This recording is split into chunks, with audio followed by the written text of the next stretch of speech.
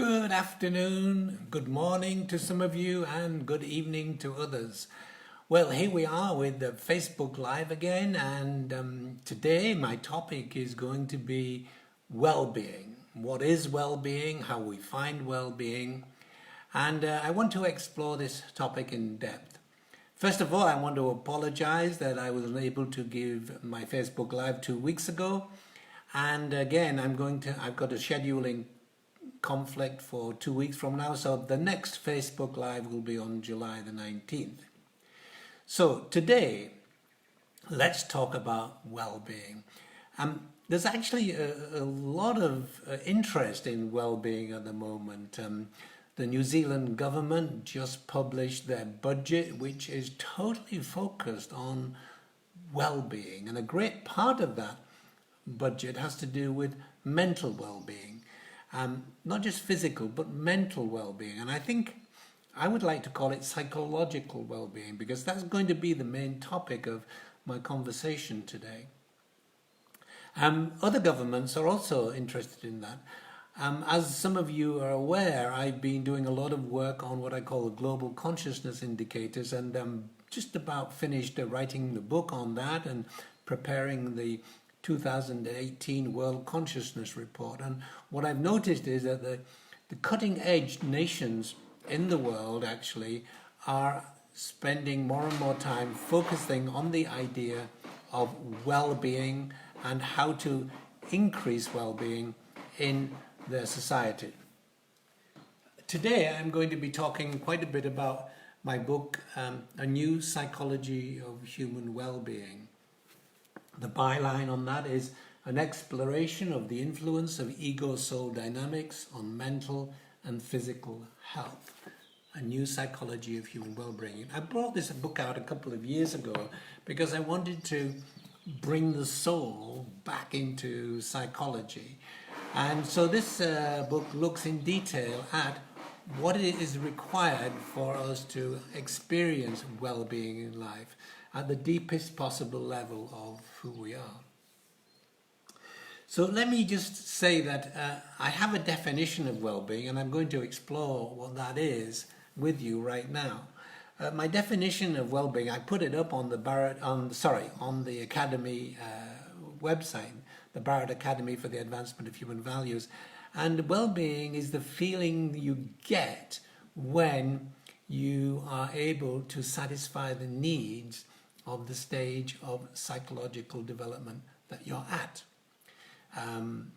So as we go through life, we actually go through 7 stages of development. So obviously, a baby less than 2 years old has its sense of well-being comes from the fact that it is cared for, in the sense of it has food, it has water, it has a clean bottom, that all its physical needs are actually supplied by this magical environment and this person that he doesn't really know, its mother yet, that its needs are being supplied in order to survive. So clearly a baby, if it's feeling a sense of well-being, it's about its physical needs, its physiological needs. Whereas, the infant from 2 through to 7 or 8 years old, it feels a sense of well-being when it's protected and loved. It feels cared for in the parental framework of its existence. So well-being at that age is different from the baby sense of well-being. We need to feel loved, and we need to feel cared for and protected. It still needs its physiological needs to be met, but in addition it needs these other needs.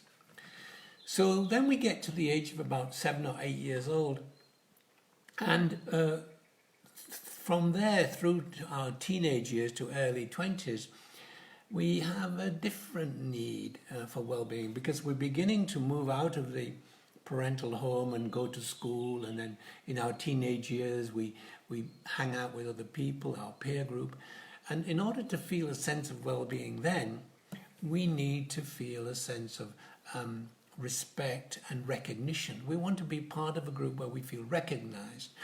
We also want to feel a sense of recognition from our parents. We want our parents to recognize who we are. We want them to not just like us, but to be in our lives. And that's how we know that we're important. And if we can't get that from our parents, then we'll seek it out from our peer groups. Now, there are 3 different areas of recognition during this period that, and in our early 20s, that are important for our well-being. And for some people, it's one of these things, and other people, it's another.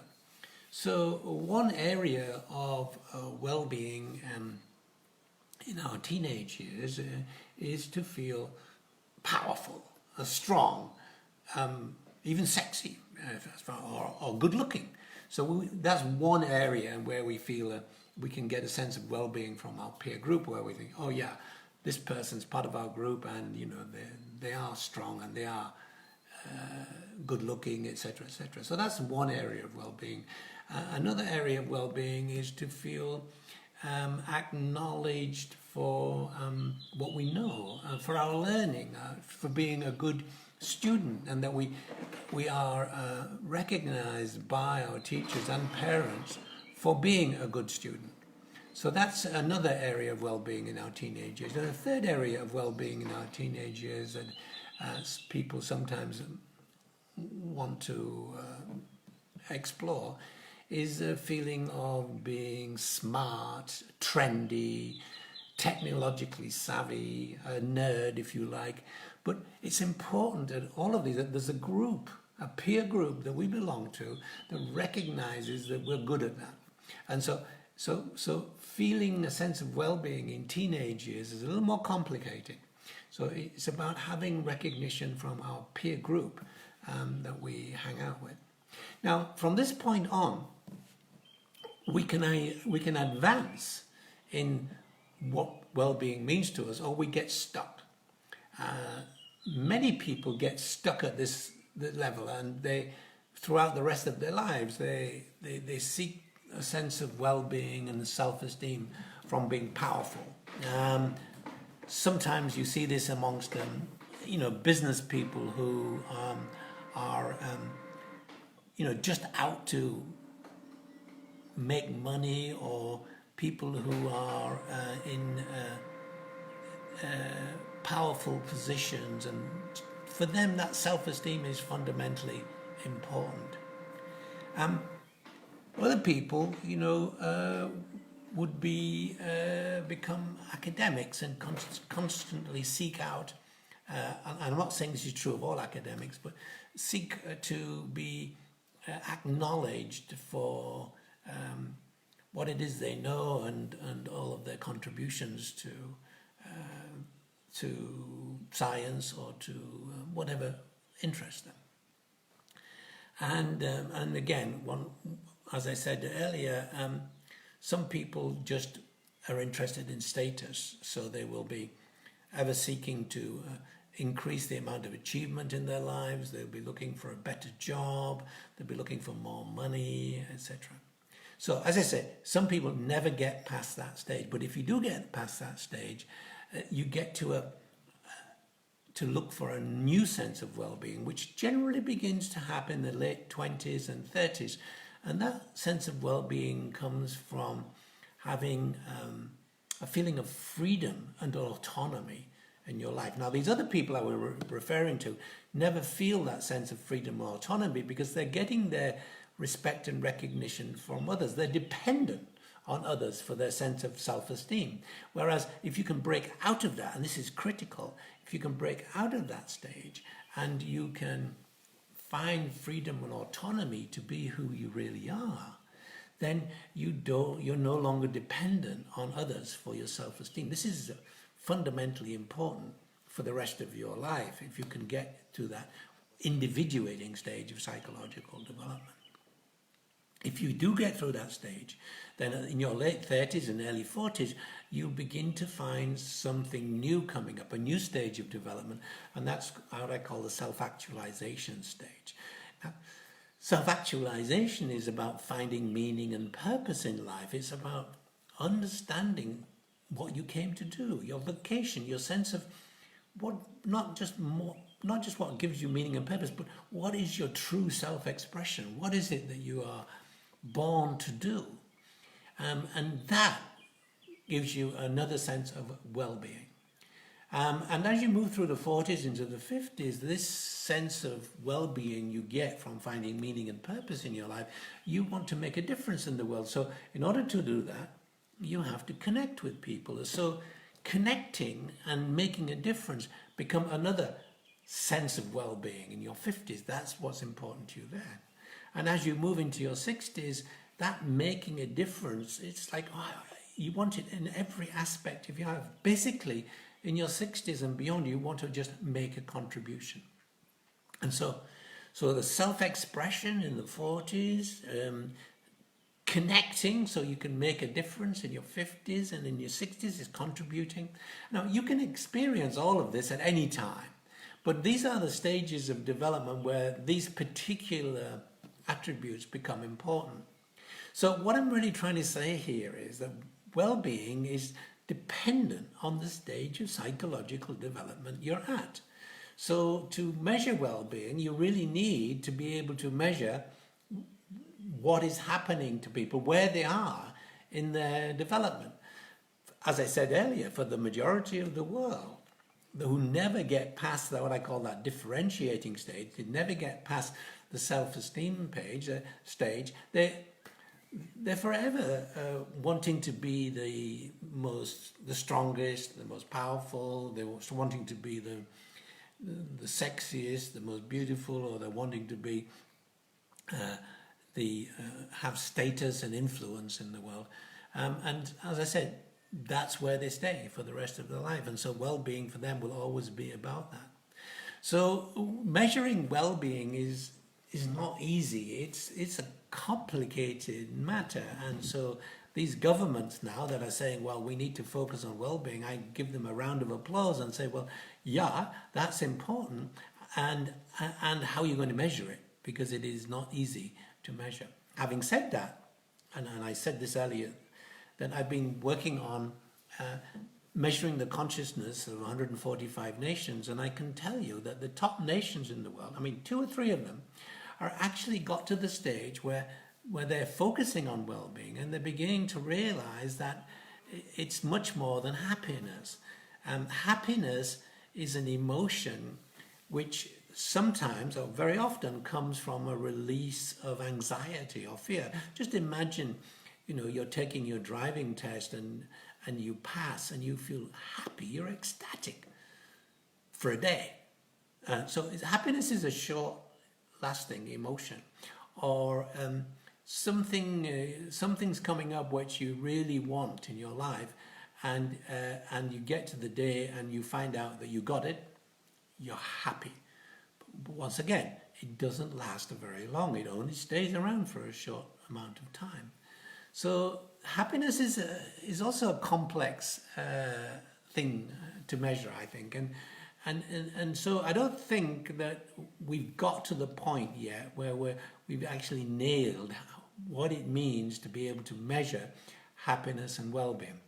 In fact, I don't think that happiness is it. I think that the first part of our lives, these first 3 stages of development up to the age of, say, mid-20s, we focus a lot on happiness, but it's not until we get to our mid-20s and start to individuate, if we ever do, that we begin to look for freedom, autonomy, we look for meaning, etc.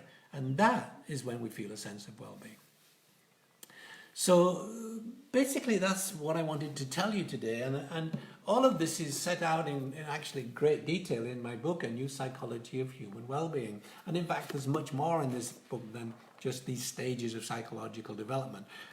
Actually, I link these different stages of psychological development to not just to mental well-being, but to physical well-being too.